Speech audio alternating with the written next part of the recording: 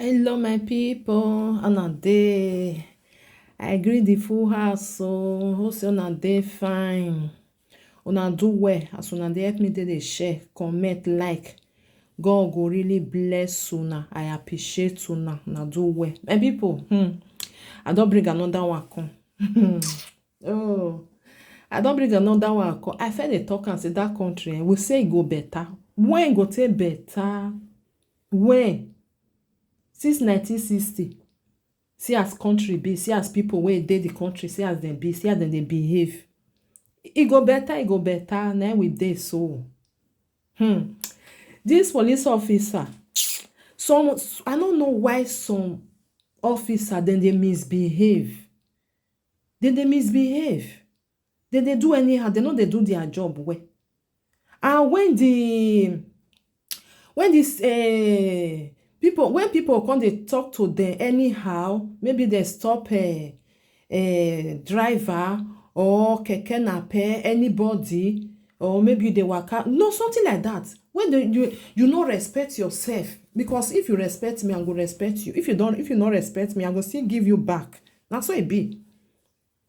This police officer, he stop this car because of say white woman dey inside the car. Now they hear the voice of the white woman. I go put the video, una go watch am.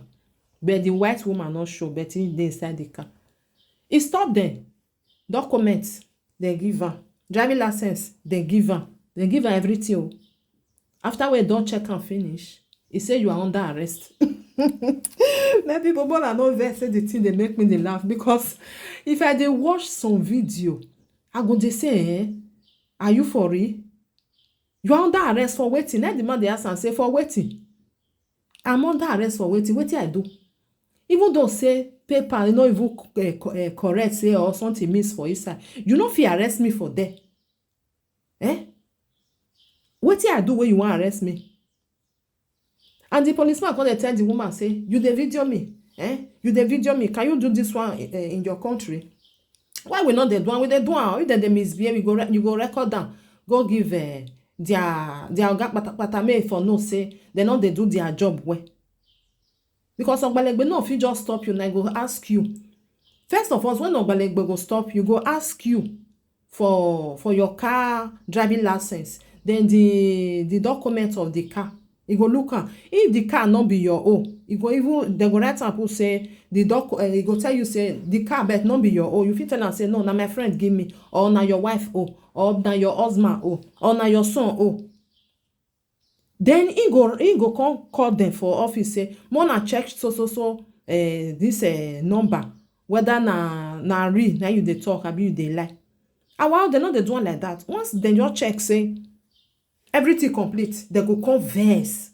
Why you let everything complete for your car? Why e be say your driving license no expire? They go come dey vex because they no see where they wan tell you say give me money. Because like say the document not complete, that one go come dey beg oga, me I give you 20,000, now I beg. You understand? Now so then they do. Once they see say all your documents complete, they go come vex. You go say you are under arrest. That country, hey, we say Buhari no good, hey, but the citizen, hey, not be small thing. Their head, oh God, all this one now when they pay, their salary, e no reach them. Once they see you say your document complete, you are in, they go fire you up and down. They go make sure say they see something when they'll tell you say they want arrest you. Arrest me, go do wetin. They not be saying no be saying they radio their office, so tell them say abemona check this number, whether this car identify or something dey wey no, you know, they do that one. Because the policeman don't vex say all your paper complete, your driving license not even expire, so I go arrest you for waiting. That one ask am, you no see me motive tell am say I go arrest you because of say this one, that one. You no see, only waiting they tell the woman say, can you do this one in your country? That one tell am say yes, we fit do am for abroad, why not? We fit do am. If ogbalegbe stop you, they misbehave, you just start on the video. Problem no, they not touch am. The way they do, let them come to judge and say, so you go there, you go they misbehave. Now so they say they work. Now so, because a while they know they see people where they control them. They do anyhow. Anything when they lie, now they do. How you stop person, you tell am say bring your paper, e go give you paper finish, everything complete. You go tell am say you wan arrest am. Where you wan arrest am go, wetin you wan carry am go do? Even the time sef, the time wey the man dey waste for there, you suppose to pay for it. If na abroad for here, ogbalegbe disturb you, you give am everything complete A to Z, and e still put you for there, and you get where you dey go, maybe you dey go work, or maybe you wan get wetin you wan go do urgent, just suffer dey video am. E go pay for that hour wey you take stand for there, wey you take maybe you lose something wey you wan go do, e go pay for am. You go sue am. That make me like abroad well, because since everything don complete, they go come ask you, everything complete, why you no leave am make e dey go? Why you no leave am? Then you come answer the query. Now make abroad dey very, I too like am. That sometimes I dey think and say, our country no fit be like abroad. E go hard. E go too hard. Their head too hot. Wetin they suppose do, they no dey do am well. You know your job, you no wan do your job well, you wan do am corner. If you can't do am corner now, you know say, get as e be, and no law for the country.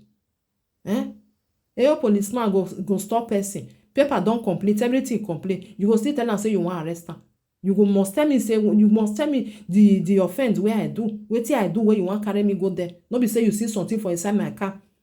No be say document not complete. Say okay, this car no dey move for here. I wan stop you for here because you no fit. My people, my brothers and sisters, that country they use life take dey tire person. Now all the time they talk and say the country then they use people wey dey there. Then they use life take dey tire person, especially all these officers. Now dem be the number one problem wey people get for them. Now dem be number one. They no go stop you, make you go for free. They no go stop you, make you go for free. Even though say your document not correct, complete or maybe complete. They must stop you, disturb you, make you stay there. See the one where I do last month ago, the same thing. Now police officer, he say may he bring number, he say the number of AG. Ask me wetin concern number of AG, concern document where you want look. I'll put the video, my people. Mona help me still watch and mona share on. Bye bye.